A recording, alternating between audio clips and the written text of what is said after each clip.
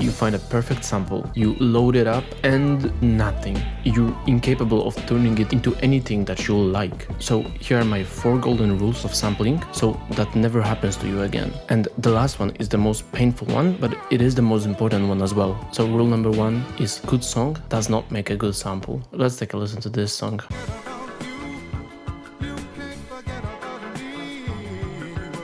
The harsh truth is that good songs often don't make good samples, and this is because this part of the song right here is just way too overwhelming. There's way too much happening, and if we just try to build a beat around it, it's gonna sound chaotic and overwhelming.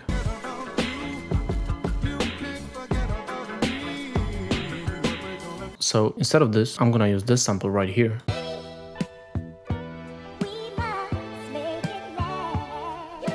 Which is much more emptier. It has way more space in it. Even if we look at the waveforms side by side, the first one just looks thicker, while the second one, you can visibly see that there's way more space in it. So it's gonna be way easier later on for us to add our own drums, our own instruments to the sample. Rule number 2, simplicity is good. So I see a lot of people just making chops for the sake of making chops because they don't wanna just loop a sample. Listen, if you wanna make chops, make sure they're intentional. Don't chop just for the sake of chopping. Sometimes it's just better to leave the sample simple and literally just loop a 4-bar part of it, then just mess around with your sample and you come up with something that doesn't even have a chord progression. So I tried using my sample and making my pattern complex, and this is how it came out.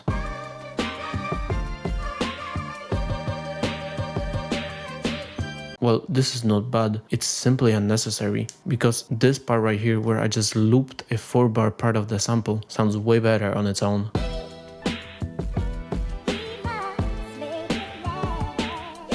So sampling is hard. I mean, when I was starting out just 2 years ago, I felt so lost, but I still fell in love with making music, and I wanted to help people just like my younger self. So I created Sample Academy, which is literally the best place for you to learn sampling. What you will get there is tons of courses, drum kits, samples, and many other resources. But the most important part is you will get access to the community and my personal help, which means that when you are stuck on your next beat, you are finally not alone. So Sample Academy is currently on its pre-sale, and right now is the cheapest it will ever be. So if you want to lock in that price, which really is a steal, then go check it out. First link in the description. Rule number 3, don't fight with your sample. Build on top of it. So you've decided to use a sample, and most likely you use your sample as a base of your beat. So why are you trying to fight with it? And what I mean by that is that your sample has a certain chord progression to it, and you're just trying not to completely go against it. So for example, here is the bass line I just came up with.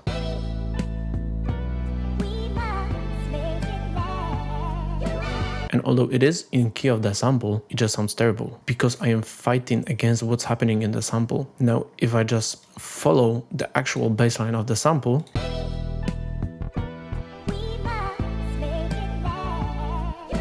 it sounds so much better all of a sudden. So if you don't want to follow your sample, then just simply don't sample, because even if you try fighting with your sample, 99% of the times it will come out sounding wrong. So just follow what's already in the sample. Now, that doesn't mean that you need to make stuff boring and just do exactly what's in the sample, but don't fight with what's already in there. The rule number 4, the most important one, is don't get attached. Sometimes it's better to just scrap a beat. Don't fixate on making every beat perfect. Sometimes it's just better to throw away a beat and move on to the next one. Remember, it's better to spend a day on a beat and make 7 beats in a week than to spend a week on one beat and just have one trash beat at the end of the week. So here is my final beat.